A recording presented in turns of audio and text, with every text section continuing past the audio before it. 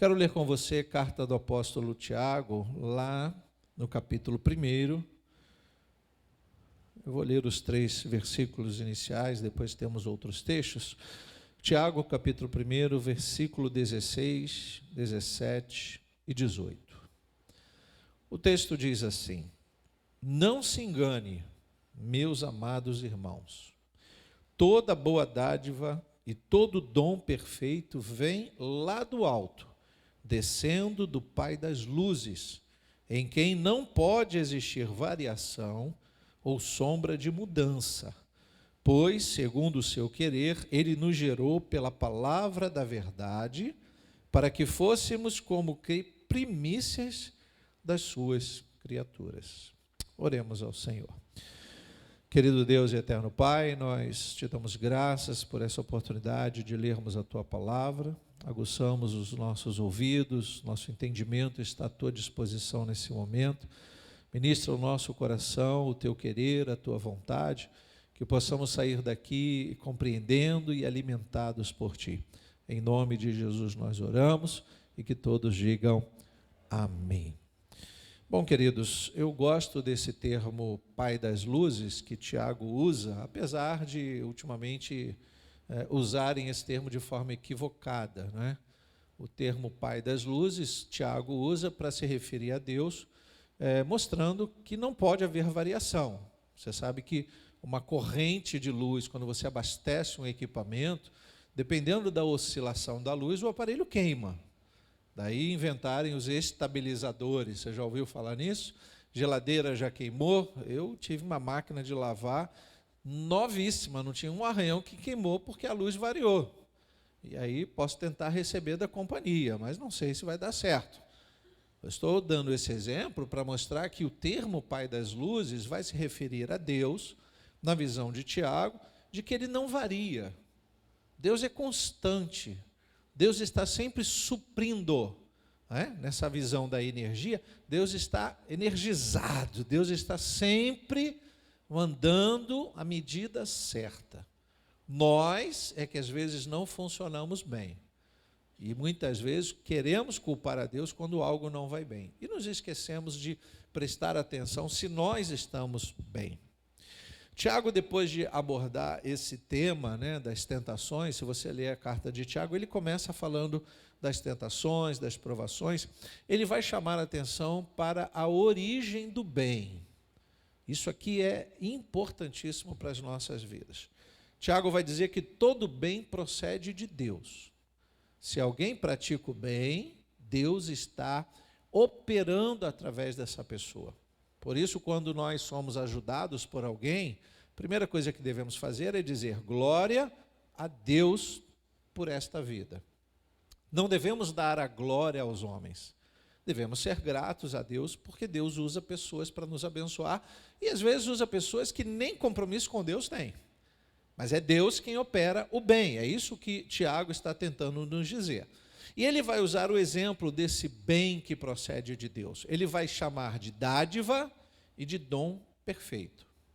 Então, para a gente entender um pouquinho melhor, a dádiva é o ato ou o efeito de dar espontaneamente algo de valor, algo material ou não a alguém. Dar atenção, dar carinho, dar dinheiro, dar presente, dar um mimo, dar um brinde. Isso sem interesse. Isso é uma dádiva. E quando alguém vive a praticar isso, pode ter certeza que ele está sendo usado por Deus, porque o bem procede de Deus. Pastor, mas Deus usou uma pessoa que não é crente. Ele usa quem Ele quiser. Deus, para abençoar os seus filhos fiéis, Ele usa quem Ele quiser. Então, nós podemos entender que dádiva é esse ato espontâneo, sem esperar algo em troca. Isso vem de Deus. Então, quando alguém faz algo nesse nível, é uma dádiva. E nós devemos dar glória a Deus. Então, se refere à capacidade de fazer o bem numa gratuidade. Tá? A gente começa a entender aqui que o apóstolo vai discorrer sobre a graça, não usando o termo que o apóstolo Paulo usa. Mas Tiago está falando da graça, porque ele cita o dom perfeito. O que é o dom perfeito? É essa graça em si, que inexplicavelmente é derramada sobre todos nós. Não dá para explicar a graça de Deus. Como Deus ama alguém que não quer saber dele? Como Deus ama alguém que quer matar o outro? Deus ama todos nós. Como Deus ama alguém que só pensa em fazer o mal? É graça. Não tem como explicar isso, queridos. E por mais que poucos, eu digo poucos, entendam verdadeiramente a graça, poucos são os que usam ou se beneficiam da graça sem tirar vantagem. A gente está vivendo um tempo em que a igreja, e vamos falar da igreja cristã protestante, não estou falando de nenhuma outra religião, estou falando da fé que nós professamos. Como pode algumas pessoas usufruírem da mesma graça que nós usufruímos e tirarem vantagem? Cobrar pelos dons que receberam de graça. Cobrar para fazer oração. Você já foi cobrado para fazer oração? Eu já. Fui parado já diversas vezes, já testemunhei muitas vezes. Eu quero orar por você. Eu, no meio da rua, no shopping. E eu uma vez parei e a pessoa disse, eu quero orar, eu senti no coração de orar. E eu sou um pouco cabreiro com essas coisas, né, irmão? Mas eu senti de receber a oração. Ele terminou de orar, uma oração profética, uma ministração de bênção. E eu estava ali, no meio de um shopping. Ele terminou de orar e ele disse, bom, agora que Deus abençoou você, que tal você também me abençoar? E aí começou a vender o peixe. Eu olhei com aquele olhar, aquele brilho cor de fogo, sabe, irmão? Olhar 43, e meio que não duvidando da oração, mas duvidando do caráter, da integridade daquela pessoa. Que usou o dom, orar é um dom, nem todo mundo consegue orar, principalmente publicamente. Então ele usa um dom para se beneficiar de algum jeito. Essa visão que eu tenho, isso não vem de Deus. Me perdoe, irmãos. O apóstolo Tiago está dizendo que o dom perfeito vem de Deus. O dom que é usado para benefício próprio não vem de Deus. Se em algum momento Deus usou e o homem se afastou dele, agora ele está a serviço do diabo. E está colocando um dom que é de Deus a serviço do diabo. Isso é fato. Daí muitas pessoas hoje se afastarem com muita naturalidade das coisas de Deus, da igreja, desacreditar da Bíblia, desacreditar da oração, desacreditar do profeta. Isso é muito comum. A Bíblia vai nos trabalhando no nosso coração e dizendo que nos últimos tempos o amor se esfriaria. E a gente vê isso com facilidade. Então o que o Tiago está fazendo? Tiago está instruindo a igreja a ter um comportamento autenticamente cristão. O cristão autêntico não pode oscilar, porque o bom testemunho que ele dá, a nossa vida pública, a nossa vida na rede social, a nossa vida no meio da família, dos vizinhos, sabe aquela coisa de na igreja eu sou muito crente, eu sou glória a Deus, eu sou fiel, eu sou aleluia, mas em casa eu espanco a mulher, mas em casa eu bato nos filhos, mas em casa eu não falo com os vizinhos? É disso que estamos falando. Uma vida ilibada para justificar o termo que recebemos, cristãos. Pessoas que vão se assemelhando a Cristo de muitas formas, de muitas maneiras. Então Tiago está tentando explicar à igreja, queridos, e hoje nós somos abençoados por esta palavra, porque parece haver aqui uma preocupação em testificar o testemunho que damos público. Quando alguém olha e vê você com a Bíblia, ou alguém sabe que você é crente, o testemunho. Isso é maravilhoso. Eu não ando por aí na minha vida pública usando o termo pastor. Eu, antes de ser pastor, eu sou o Jarbas. Eu vou à padaria, quem sabe que eu sou pastor sabe. Quem não sabe, eu não vou me apresentar, nem para furar fila, nem para receber vantagem, nem para, sabe, não existe isso. No meu coração, eu às vezes vou à padaria de short, estou de tênis, estou sujo, venho da obra, vou comprar pão, eu vou do meu jeito. Aí um dia eu entregando lá, o rapaz me viu todo sujo, de bonezinho, de tênis. Eu vi uma camiseta e ele vinculou aquilo e disse, o senhor é cristão, né? Eu disse, sou, graças a Deus. Ele, tá. O senhor é de qual igreja? Eu disse, Nova Vida. A igreja de Nova Vida, que é lá da estação, que vai mudar para o salão de festas? Ele já sabia de uma história. E eu disse, eu congrego lá. Eu não sei por que motivo, ele disse, o senhor é o pastor de lá? Eu disse, por enquanto, até quando Deus quiser. Sempre uso isso, porque eu não sou, eu estou, ok? Eu disse para ele, até quando Deus quiser, e você é crente? Ele, sim, eu sou. Aí disse o nome da igreja, todo feliz. E ele me chamou a atenção para aquilo, porque, veja, eu não estava fazendo nada errado, mas podia estar. E pelo fato de eu não estar caracterizado de crente nem de pastor, apenas uma camiseta que ele entendeu que tinha vínculo com a igreja, eu poderia dar um mau testemunho. Vai que alguma coisa sai dos planos, vai que eu chuto uma pedra, vai que no meu coração tem palavras torpes e eu coloco para fora, porque a boca fala do que o coração está cheio. Entende como Tiago vai direto à minha pessoa e diz, olha, veja o testemunho que você está dando. Porque num sentido abstrato, não concreto, mas abstrato, um bom testemunho fala tanto quanto a pregação da palavra. Eu posso não saber pregar, mas eu tenho obrigação de testemunhar Cristo. E isso vai ser importante demais para a conversão das pessoas. Por quê? Porque Tiago é o apóstolo que fala da fé e das obras. Se você tem fé, mostra a sua fé pelas obras que você pratica, pelo testemunho que você dá público. Então, se você quer mostrar uma fé, e isso é positivo, você tem que tomar cuidado com o seu testemunho. Por quê? Porque se as obras não forem autênticas, se os frutos não forem bons, se aquilo que você diz que é bom não representar um resultado positivo, como é que funciona? Quem vai para a igreja que você congrega se você não der um bom testemunho? Quem te seguirá? Quem perguntará sobre a sua fé se você se mostra religioso e não consegue dar um testemunho positivo? Em tudo, queridos, nós somos vistos, em todas as coisas. Quando a gente enxerga um crente, quer seja pastor, diácono, irmão, seja lá o que for, que não consegue verdadeiramente testemunhar Cristo, o que ao invés dele entender, não é, de um dom perfeito, vamos duvidar e vamos dizer, tem algo errado com esta pessoa ou com a religião que ele professa. Você já ouviu o termo, para ser crente assim é melhor ficar no mundo? É disso que estamos falando. Dom imperfeito. Tiago diz que o que vem de Deus é o dom perfeito. Ele é perfeito quando é derramado e deve ser perfeito ao ser praticado. E ao invés de ser dádiva, sabe qual é o antônimo? Você sabe o que é o antônimo, né? O contrário de dádiva? Desgraça. Ao invés de ser uma dádiva, o dom não aplicado para a glória de Deus se transforma numa desgraça. É a ausência total. A palavra desgraça significa ausência total da graça. Então, um bom testemunho cristão está relacionado aos verdadeiros atos. É isso que Tiago está dizendo lá no versículo 16, ele diz, não se enganem. Olha aí.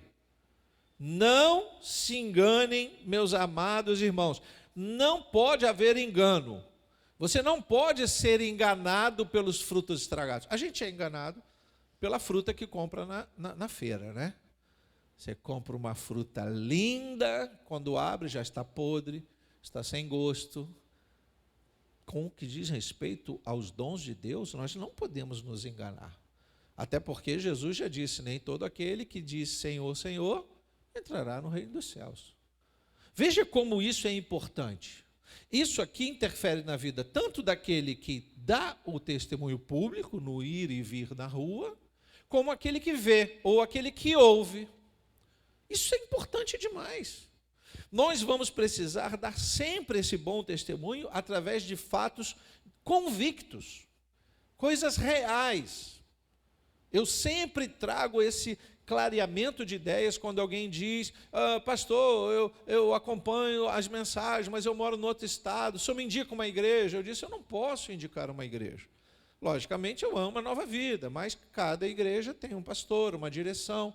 Então eu não posso responder, mas o que você deve fazer? Olhar os frutos. Procure se informar. Procure estudar o comportamento. Aquele que prega para a família tem que ter a sua família na igreja. Aquele que vai dar um bom testemunho precisa manter o testemunho que ele deu no altar, dizendo, eu sou crente, eu fui batizado há tantos anos, eu faço e acontece. Ele tem que viver assim a vida toda. Entra na mídia social, vê o que é feito, qual é o resultado de um ministério. Isso aqui é fundamental, porque esta variação, lembra, Deus não varia. Esta variação é perigosa demais. E o que a gente vê, e o que a gente ouve, pode não ser a verdade verdadeira, verdadeiramente. Eu já expliquei isso aqui, você já decorou isso? São 3 vezes, verdade verdadeira, verdadeiramente.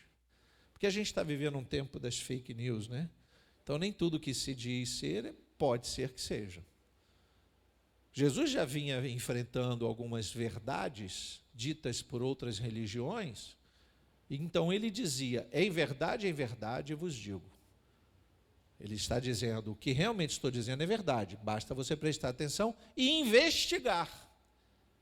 Veja que ele já enfrentava o confronto da mentira. Você sabe que uma mentira falada muitas vezes, né? Já diz isso aí, as ilustrações da vida, uma mentira dita muitas vezes acaba se transformando numa verdade, para aquele que diz e para aquele que aceita, não uma verdade absoluta. Então, verdade, verdadeira, verdadeiramente. Se alguém te disser algo e você usar essas três palavras, criar uma expressão, você vai ver que você está questionando a verdade no outro. Você lembra de Jesus conversando com Pedro e dizendo, Pedro, tu me amas? Aí Pedro diz, amo. Aí Jesus de novo, tu me amas? Amo. Pedro, tu me amas? 3 vezes, irmãos. É como se Jesus dissesse, isso é uma verdade verdadeira, verdadeiramente? Isso chama a nossa atenção. É diferente de alguém dizer algo e você dizer, eu acredito. Não, questione. Vem cá, isso é verdade? É verdade mesmo? Mas isso é uma verdade verdadeira? A pessoa vai entender que ela não pode oscilar. Verdade é verdade. O que não é intrinsecamente verdade é uma grande mentira. Veja bem. Aqui no versículo 17, nós já lemos também, ele vai dizer, toda boa dádiva e todo dom perfeito vem lá do alto, descendo de onde? Do Pai das luzes, o Deus que dá todas as coisas, em quem não pode haver variação ou sombra de mudança. Deus não muda. A promessa, ouvimos um testemunho aqui de Deus liberando uma palavra, não foi uma promessa humana, não foi uma revelação profética, não foi alguém que disse, eu vi, Deus mostrou. Não, queridos, foi um encontro com Deus. Olha, ponto de contato com Deus é onde? Na igreja. Repita comigo, ponto de contato com Deus é onde? Na igreja. No momento em que Deus olha e diz, quero fazer, Ele faz, Ele tem poder para fazer. E nesse encontro com Deus, isso é importante demais, Deus entrega. E o que Ele faz não dá dúvida. Amanhã vai receber a resposta. E a resposta veio. Nessa visão, eu entendo que Deus não muda.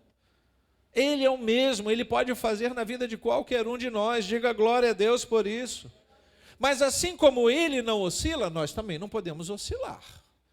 Uma vez eu sou filho, uma vez eu sou afilhado, uma vez eu sou estranho, uma vez eu não quero saber de Deus, e aí a gente não quer que Deus oscile? Não, mas Deus não oscila. Quem oscila somos nós. Lembra do que eu falei da máquina de lavar que queimou?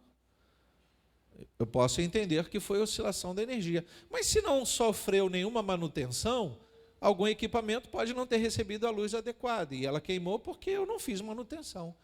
Aí você entende por que o crente vem sempre à igreja? Porque ele faz na igreja a manutenção da sua fé. Para você receber de Deus, você tem que fazer a manutenção da sua fé. Não queira ser estranho de Deus, oscilar, testemunhar um dia que é crente, um dia que não é, não adianta, porque você não vai ter o recebimento de tudo que Deus tem para você.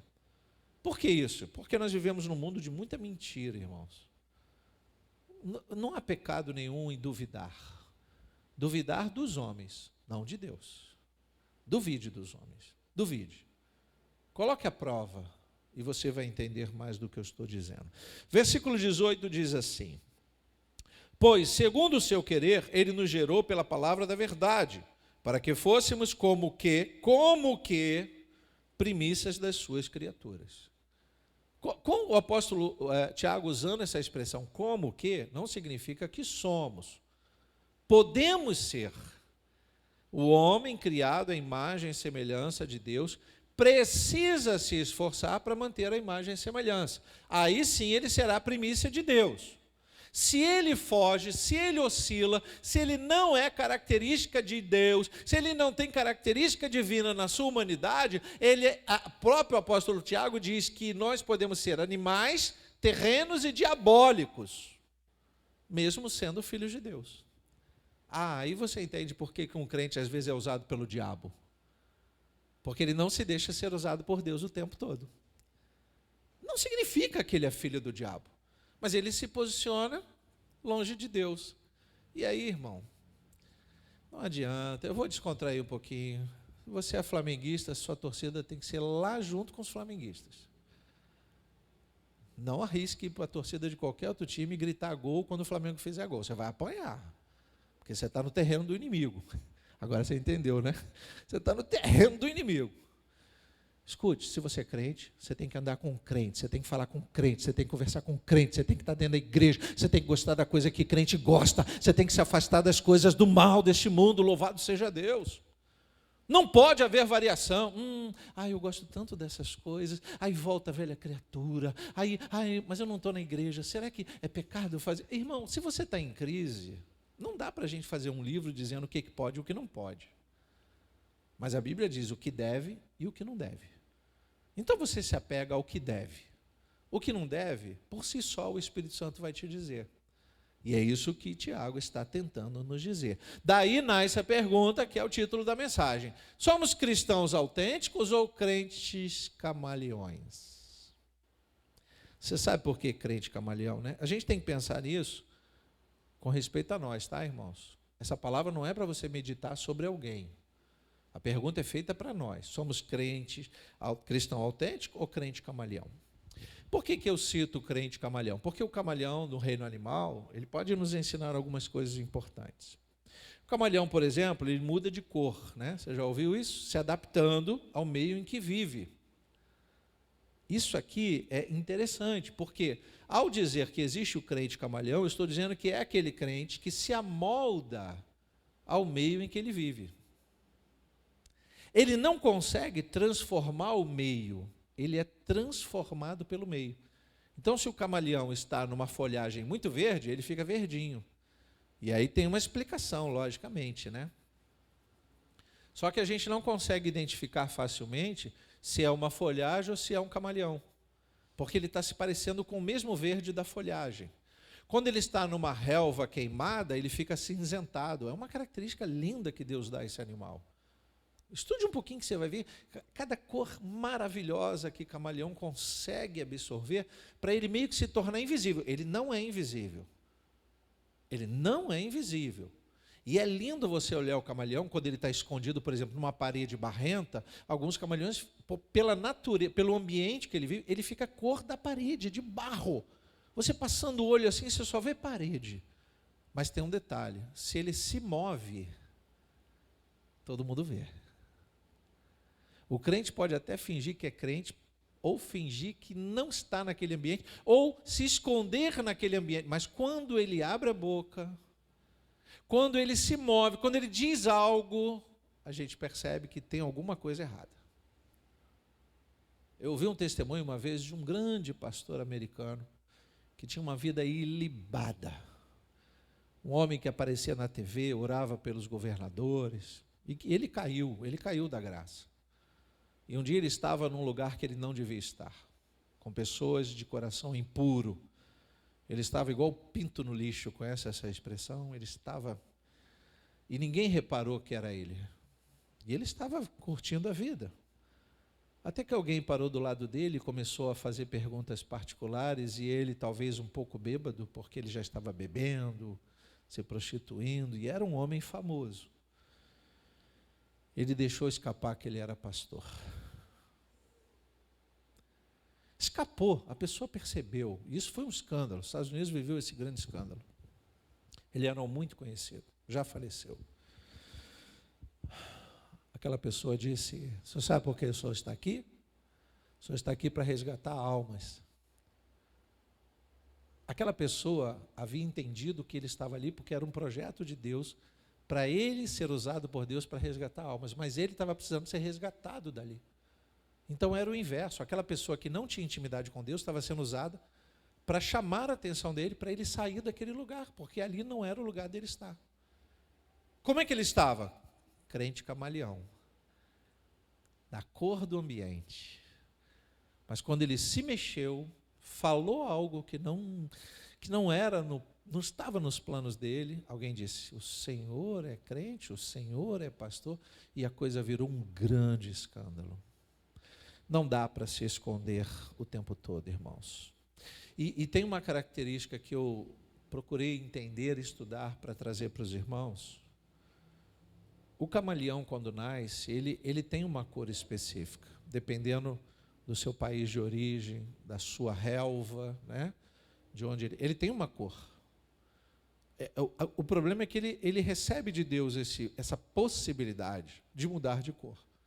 Aí você entende o que é o livre-arbítrio. Quer conhecer o livre-arbítrio? Estude o camaleão. O camaleão escolhe para onde vai e a cor que ele quer ser. O crente tem essa possibilidade de escolher para onde quer, como é que ele quer se comportar, o que ele quer fazer, se é bom, se é ruim. Se ele faz o que é bom, ele recebeu a dádiva do Pai das Luzes. Se ele faz o que é mal, o diabo está usando ele. Mas ele escolhe, é o livre-arbítrio. Ele pode fazer isso. Mas tem um detalhe interessantíssimo. Quando morre, ele não muda mais de cor. A cor dele fica estagnado, como quem diz, é isso que você é. Aí você entende por que Deus diz para Adão, você é pó, e você tem que se lembrar que você vai voltar a ser pó. Você pode mudar de cor, você pode se sentir rico, você pode se sentir soberbo, você pode se sentir o bam, bam, bam, você pode fazer o que você quiser na sua vida, mas você não vai deixar de ser pó. O camaleão não muda de cor quando morre. É a hora da verdade. Por isso deveríamos falar mais da partida do que do estado em que estamos. Não é falar da morte, é entender que ela é uma realidade. Enquanto vivo, ele pode mudar de cor pela camuflagem, ele muda de cor pela temperatura do ambiente, pelo estresse. Você já viu o crente mudando de cor pelo estresse? Eu já. Pelas emoções. Aí, o crente camaleão é assim. Mas quando ele morre, ele conserva a sua originalidade. Aí você entende por que o apóstolo Paulo escreveu aos Romanos, capítulo 12, versículo 2, ele diz: e não vivam conforme os padrões desse mundo, mas deixem que Deus os transformação pela renovação da mente, para que possam experimentar qual é a boa, agradável, perfeita vontade de Deus. Sejam transformados. Se Deus permitir, o texto do próximo informativo, e eu espero que você leia os informativos que o pastor escreve, porque eu vou explicar sobre transformação e conversão.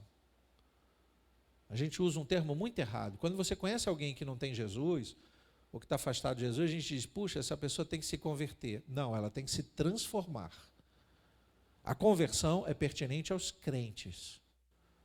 Conversão significa aquele que se encontrou com Jesus e passou do ponto.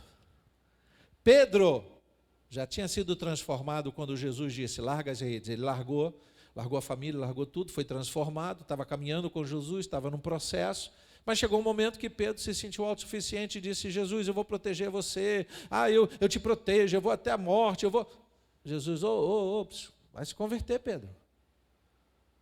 Conversão, eu sempre explico, vai lá na frente e volta, você passou do ponto.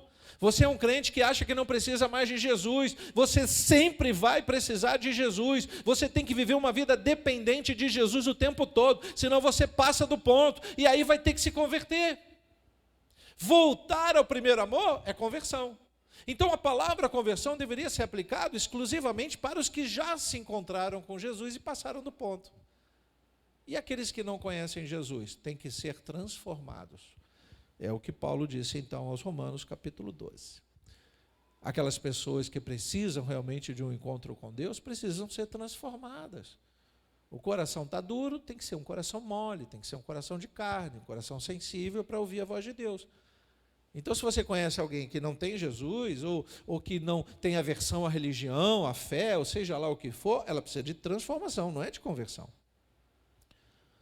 Mais à frente a gente vai falar sobre isso.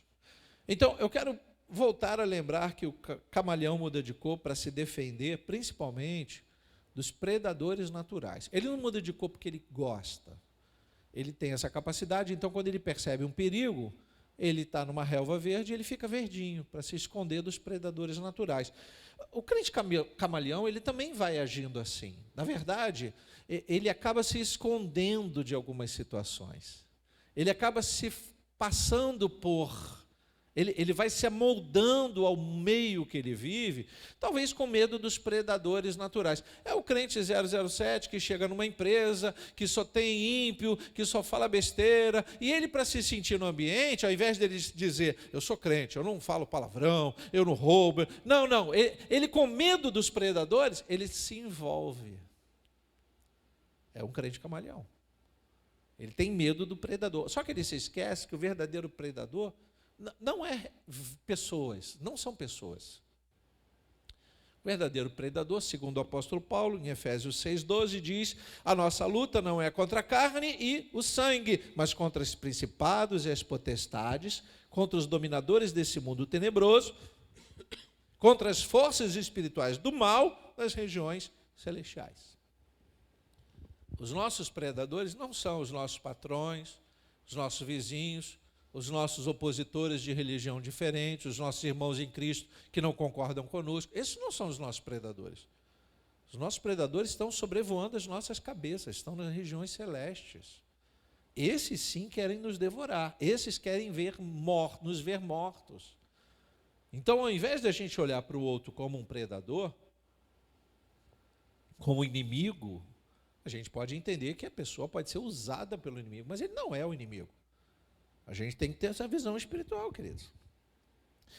O cristão autêntico, por sua vez, não muda de cor por medo do predador. Ele é aquilo que ele é. Se ele é crente, ele é crente. Se ele não xinga, ele não xinga. Ele pode estar no meio de um monte de gente xingando um monte de palavrão, você está ali. Se você é crente mais cascudo, você é chato. Você já viu crente chato? Crente chato, às vezes eu sou crente chato. O irmão está rindo, está contando uma piada, aí solta uma palavra, aí eu olho... Você é lá da minha igreja? Não, né? Você está falando isso mesmo? Aí eu me torno chato, porque eu estou repreendendo. Ele tem que se posicionar como crente. Eu participei porque estava tão engraçado. É esse o problema, você está no lugar errado na hora errada.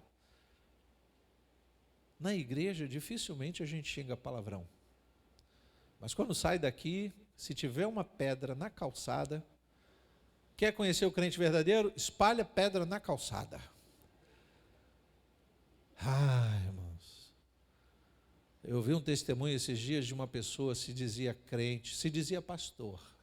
Me contaram isso. Eu já conheci a pessoa e os atos dele, né? Mas me contaram, os irmãos me contaram que eles se gabava de ser pastor, sou pastor. E a gente passou a dar honra àquele pastor de alguma forma, num ambiente que não era aqui na nossa igreja, tá? Pode ficar tranquilo. Mas alguns irmãos da igreja estavam juntos nesse ambiente, eles se dizendo pastor, até que um dia a gente já desconfiava que ele era um pastor meio, meio Chá Natal, como é que é? Xing-ling, pastor Xing-ling. Tem título, mas não exerce, alguma coisa assim. Até que ele estava no telefone, um dos nossos irmãos, falando com ele no telefone, e ele soltou um palavrão cabeludo, daquele que dá para pegar pelo cabelo. E quando ele se lembrou que do outro lado tinha um crente, aquele pastor disse, desculpa aí, é porque eu tomei uma fechada aqui no trânsito. Como assim? A boca fala do que o coração está cheio. Crente camaleão, irmãos. Está cheio de crente na selva. Camaleão. Todos eles. Eu já ouvi termo crente carro velho. Sabe o quê? Só pega no tranco. Crente carro velho. Eu falei, meu Deus, esse povo inventa muita coisa. Um dia eu vou pregar sobre o crente carro velho. É aquele crente que só funciona quando alguém aperta o play. Ele se esquece que Jesus apertou o play para ele. O play é aquele botãozinho que faz funcionar, né? Play. Ele é crente. Aí Jesus apertou, já era, não precisa apertar de novo. Não, mas tem crente que parece que a fita... Você já teve fita cassete? A fita cassete vai ficando cansada, aí tem que vir alguém rebobinar a fita. Você é daquela época que você botava a caneta Bic e rodava o cassete assim para rebobinar? Eu sou dessa época, irmão. Os mais novos não sabem nem o que é isso, né? Rebobinava. A fita ficava cansada, ficava suja. Aí, em vez de tocar a música, ficava... Era assim? Você tirava a fita, rebobinava para um lado, para o outro, limpava, desmontava, tinha toda uma técnica. Tem crente que só pega no tranco, só pega rebobinado, só pega com bronca, só prega quando passa a luta. Ele só funciona quando a manutenção é mais forte. E por isso eu vou falar de mim, eu sinto a necessidade de viver dentro da igreja. Estou falando como pastor, como irmão em Cristo. Se eu me afasto do hábito de estar na igreja, eu vou precisar ser rebobinado, irmãos. Eu vou enferrujar. A fita pegava mofo. Crente mofado. São tantas expressões que parecem brincadeira, mas representam a realidade. Bom, já que a gente está falando de mudar de cor, eu vou encerrar aqui falando dessa questão. A gente só pode, com a permissão de Deus, mudar de cor para 3 cores, que não tem nada a ver com o time fluminense, tá? É o branco, o verde e o vermelho. O branco, de pavor. O crente autêntico, ele pode ficar branco, apavorado, quando ele vê a aparência do mal.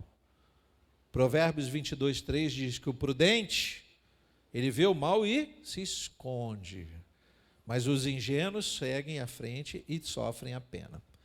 Quando o Espírito Santo incomoda a gente, quando a gente fala o que não deve, faz o que não deve, aí você pode ficar branco, branco de pavor.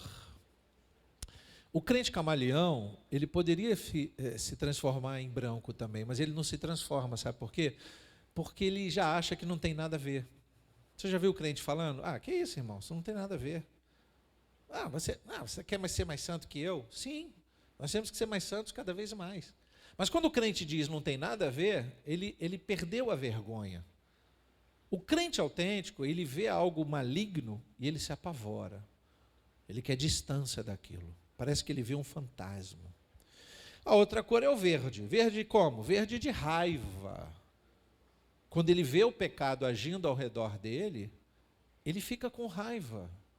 Quando ele vê a maldade, na imundície que há neste mundo, na homossexualidade, na tentativa de liberar as drogas, na roubalheira, na impunidade, na corrupção, ele vê isso e ele fica verde de raiva.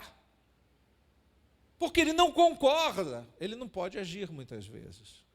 Mas ele não acha que seja natural. Não é natural. A gente acaba se acostumando com o mundo e dizendo, isso é comum. Não é. 1 Pedro, capítulo 1, eu vou ler para você. Como filhos obedientes, não vivam conforme as paixões que vocês tinham anteriormente, quando ainda estavam na ignorância. Pelo contrário, assim como é santo aquele que os chamou, sejam santos vocês também em tudo o que fizerem, porque está escrito, sejam santos, porque eu sou santo. Se queremos ser filhos, cristãos autênticos, temos que nos santificar, irmãos. Já o crente camaleão faz de conta que está tudo bem, que tanto faz. Você fala com um crente sobre alguém que se desviou e está usando drogas. Aí ele, fazer o quê, né, pastor? O mundo é assim. O mundo é assim. Um crente não pode dizer que faz parte da vida dele. A palavra torpe, os atos obscenos, a imundícia. Irmãos, eu fico assustado. Eu conversava com uma pessoa que tem a mesma função que eu tenho numa outra igreja. Eu disse, olha, é muito sério o que o filme Sound of Freedom está denunciando, o rapto de crianças para a prostituição infantil no mundo. Isso é muito sério. Pastor, vamos deixar isso para lá. Eu disse, o quê? Vai deixar para lá porque não foi a sua filha ou a sua neta que foram raptadas. Você está pensando o quê? O mundo é assim, é mau, é maligno. No mínimo, nós deveríamos nos levantar, não para ir para a fila assistir o filme. Não, você pode ver depois no Netflix, sei lá onde. O que você deve fazer é orar, interceder, aniquilar a ação do diabo contra a sua família. E Deus vai ser glorificado nisso, irmãos. Nós precisamos ser cristãos autênticos nesse entendimento. Eu não posso achar natural essas coisas. Estão tentando liberar maconha. Como assim? Eu vou orar para esses demônios saírem do nosso país. Seja lá quem for, do partido que for, se é crente, se é de igreja, seja lá de onde vem. Que é isso, irmãos? Eu não quero isso para minha família, eu não vou querer para a igreja, não vou querer para o mundo. Mas o crente camaleão, ele diz, não, se não mexer com a minha família, está tudo bem. E vermelho, para a gente encerrar, de vergonha. Porque eu acho que quando Pedro ouviu o galo cantando, ele ficou vermelhinho. Ele se lembrou do que Jesus disse. Davi, eu vou ler 2 Samuel 24, 10. Depois de haver recenseado o povo, Davi ficou com dor no coração. Ele disse ao Senhor, cometi um grande pecado ao fazer o que fiz. Mas agora, ó Senhor, peço-te que perdoes a iniquidade do teu servo, porque fiz uma grande loucura. É aquele momento que Davi vai contar os soldados, o povo, e ele acha que aquilo tudo é dele, ele entra uma soberba no coração. Aí Deus manda o profeta dizer, Davi, o que você fez, Davi? Esse povo não é teu, esse exército é de Deus. E aí Deus mandou logo uma praga, o negócio ficou terrível, irmãos. Aí eu entendo que Davi ficou vermelho, de vergonha. Correu para se arrepender, correu para buscar arrependimento. Aparência de quem está encabulado, porque estava próximo demais do mal e longe demais de Deus. O camaleão dificilmente fica vermelho de vergonha. O crente camaleão não fica vermelho de vergonha, porque ele já está tão acostumado a essa variação de cores, que ele já está moldado ao pecado. E aí eu encerro lendo Hebreus 10. Guardemos firme a confissão da esperança, sem vacilar, pois quem fez a promessa é fiel. Vocês precisam perseverar para que, havendo feito a vontade de Deus, alcancem a promessa, porque ainda dentro de pouco tempo, aquele que vem virá e não irá demorar, mas o meu justo viverá pela fé. E se retroceder, se mudar de cor, dele a minha alma não se agradará. Você pode dizer misericórdia, Senhor? Vamos ficar de pés. Nós fizemos aqui comparações com o reino animal, mas sabemos que nosso reino é espiritual. Há predadores nos dois reinos, tanto no reino animal como no reino espiritual. No reino animal, o predador mata por sobrevivência. Você já ouviu isso? Escute, a fé vem pelo ouvir. Não fique preocupado com os músicos andando de um lado para o outro. Vou fazer na nova igreja um túnel subterrâneo, para quando eles passarem por baixo, assim, para ninguém ver. No reino animal, os predadores matam por sobrevivência. Matam para sobreviver. E no reino espiritual? Matam por prazer. O diabo tem prazer de ver um crente caído. Os demônios riem, batem palmas e fazem festa quando um crente dá um mau testemunho. Cuidemos para que não sejamos achados em falta, ou seja, com variações. Por isso serve a pergunta: somos cristãos autênticos? Ou nos permitimos ser crentes camaleões? Curva sua cabeça, feche seus olhos, eu quero orar. Nós vamos ministrar um louvor e nos despedir. Senhor Deus e Pai, nós aqui estamos ouvindo a Tua palavra, sendo ministrados por ela. Te pedimos que a Tua graça esteja sobre nós, que verdadeiramente possamos, com o coração avivado, entender que o Senhor cuidará de nós, se assim lhe pedirmos. Então lhe pedimos, cuida de nós, Senhor.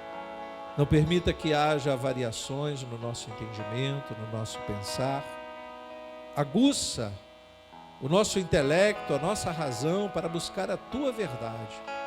E que não haja em nós confusão de mente, para que naquele grande dia sejamos todos nós chamados de filhos e filhas de Deus.